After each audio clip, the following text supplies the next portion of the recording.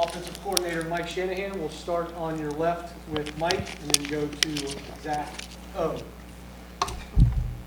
Yeah, Mike. In terms of Coach Rourke, when we scouted him and watched him on film and brought him in, now getting to work with him for like 6 months, is there anything that you've seen from him and what kind of coach him hands-on that surprised you or you weren't expecting from what you saw on film? No, I don't think so. I think he's pretty much the guy that we've seen on tape, and he's doing his best to continue to grow and improve. And Coach Sunseri has done a great job with him, just obviously teaching him the nuances of the offense and not only the scheme on the surface level, but the true nuances within each play. And I think you just see him continue to get better and better. And he's worked on his body this offseason, and I think he made another step in that direction over the summer as well. Zach on your left and then Todd. I was going to ask Coach Haynes this too, but you've both been with Coach Signetti for a while. I know assistant coaching tends to be, kind of a profession where you bounce around a lot. What has kind of kept you with Coach Signetti? What is, when he's moved from stop to stop, what's made it the right decision for you to stay with him? Yeah, well, I really enjoy working with him and working for him. He's a guy who I've learned a lot from since 2016, my first job with him at IUP, coaching the receivers, and just continue to learn. And I feel like I get pushed every single day to be the best that I can be. And he does a good job of, bringing every person in the building is, somebody that has high character and fun to be around, and it makes coming to work every day very enjoyable, whether it's with the coaches, the players, anybody on the staff. So. It's kind of no-brainer for me. Stay on your left with Todd, and then we'll go to Matt. Mike, kind of filling in on that same theme, was there a moment since 2016 where, you had that moment where you really felt like you clicked with Coach Signetti? And also, how do your offensive philosophies kind of run in tandem with his after he's been an offensive coach for his career? How's that kind of meshed over your time with him? Yeah, to answer your first question, can you give me your first question again? Yeah, was there a moment that, you realized this is the guy you wanted to kind of get your start to? I got you. No, there's not one particular moment. I feel like, we've been through a couple different spots, different schools, different levels, and, I think naturally when he kept continuing to climb, a goal of mine was to coach at this level. And so whenever he presented the opportunity, I jumped on it right away. And, to answer your question, second question, I just felt like we do mesh and see the game the same way. We have the same core principles and values, the things that you've heard him speak about. But also when it comes to, scheme or fundamentals, X's and O's, we're definitely aligned, and everybody in our offensive staff room is aligned. We'll go second row on your right to Matt. Hey, Coach. Obviously, everybody's talked a lot about Donovan, the transfers you brought in at receiver. I'm curious about what you've seen from Omar Cooper, just kind of the development he's had, the progress he's made, and like how big of a role you think he can have on your receiver corps this fall. Yeah, Coop's done a good job. He's especially here this week. He's put some good days together. He's a guy that has a lot of ability. He has great hands, good body control, and I've moved him around to a few different positions, and that's accelerated his learning a little bit. And I think in the long run that's going to help him out. But he's a guy who I just kind of try to keep my thumb on, and want to make sure that he's doing every little detail right. He really responds to that, and when he does a good job for the most part when the ball comes his way, making the play. Jack on your left and then Seth.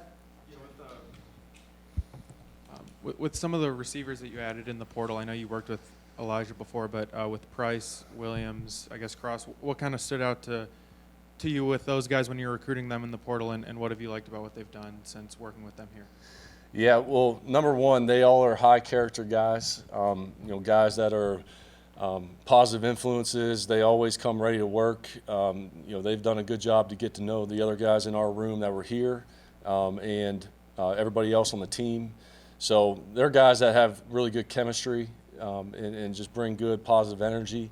That's first and foremost. And through the recruiting process, they're all guys that have been very productive, have caught a lot of passes, scored touchdowns, played in big atmospheres, and have kind of proven to do it over their 2, 3, 4 years in college. So, you guys heard Coach Signetti say before, production over potential, and then combined with their character, it's been a really good thing for our whole room and the team.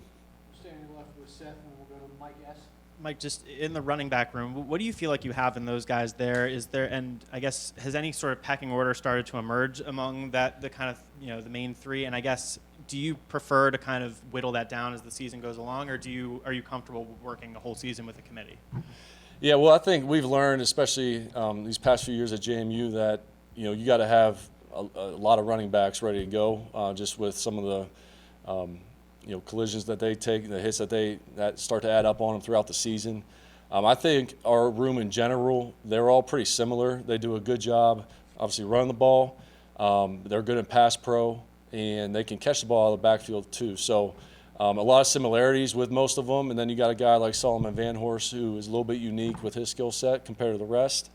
But we still got a few practices left going into the second scrimmage. I think that's something that's going to lead into the season, and then week to week, who's practicing the best, and I think that competition may never really end until after the season. We'll go on your right to Mike and then to Pete. Yeah, Coach, with so many receivers in your room that have put up a lot of numbers, a lot of production throughout their careers, do you feel like you have a unique challenge with this group to kind of manage expectations and kind of keep everybody happy? Well, I understand there's only one ball to go around, and all those guys, want to make plays and have an impact. So, we're going to do our best to create rules, and whenever we maybe call a certain play, that certain guys in there for some things. But I think the benefit we're going to have is we're going to be able to roll guys, and instead of having to play 70, 75 plays in a game where some of these guys may have done either here or at other places, they may not have to do that, and we can get 45, 50, however many plays out of them at their top level. And I think in the long run, it's going to all work itself out. We'll go to Pete, third row on your left, and we'll go to Daniel. Coach, what specifically are you looking for from McCully? What are you seeing? What do you need to see? Donovan's done a really good job here in fall camp. He's locked in the meeting room. He's taking notes, asking questions. On the field, he is still developing into a complete receiver. I know he came here as a quarterback, and he's only been doing it for a couple of years now. And some of it's a little bit new, and maybe the way we're teaching it is a little bit new than what he's used to in the past. But I told him this, and I tell all the guys this in our room, if you play with effort, we're going to have a great chance. And he's giving great effort on the field. It may not be perfect. It may not be exactly how you want it. But I can work with that. Any of us coaches, we can work with that, and he's continuing to get better each and every day. Daniel, then Jared. Yeah, Mike, you mentioned the various stops that you followed Signetti from Elon, JMU here. What is it about the way that you all approach trying to establish a mantra, establish relationships that you kind of feel breeds early wins?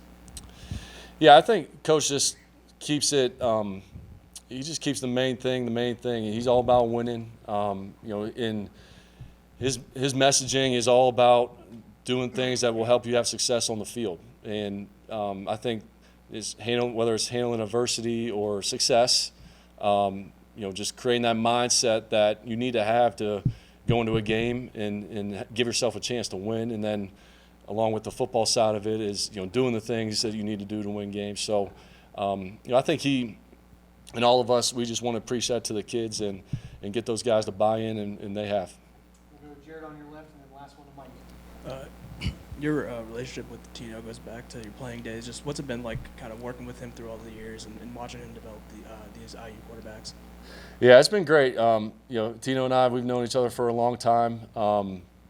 And I was, in his wedding last year and everything else. So we definitely have a great personal relationship and also working relationship.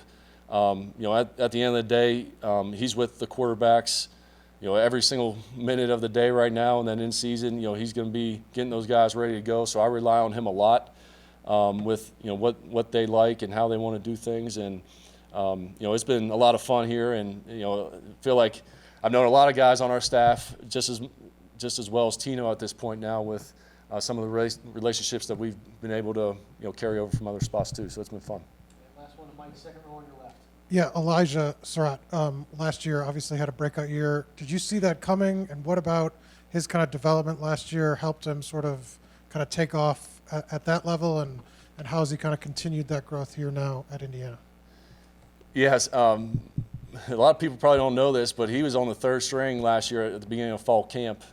He was, he was coming back from an injury he sustained in the spring, and so to say we expected what he did, might be a little, maybe not the best way to put it, but what I did see from him early on was his football IQ. He picked up the playbook a lot. He loves football. He's a competitor. And, he just kind of stuck with it. And whenever his moments came in the games and starting with practice, he took advantage of them. And then he was just very consistent. And you kind of knew exactly what you were going to get out of him. And he really rose to the occasion. So I do think he has taken another step. I mean, his body has really changed over the last year. Credit to Coach Owings and his staff. But Elijah's bought into the nutrition part, the recovery. And he needs to continue to do that to, obviously keep injuries down, but also give him the best chance to play a little bit higher competition here in the Big Ten. Great. Thanks, Mike. Thank you.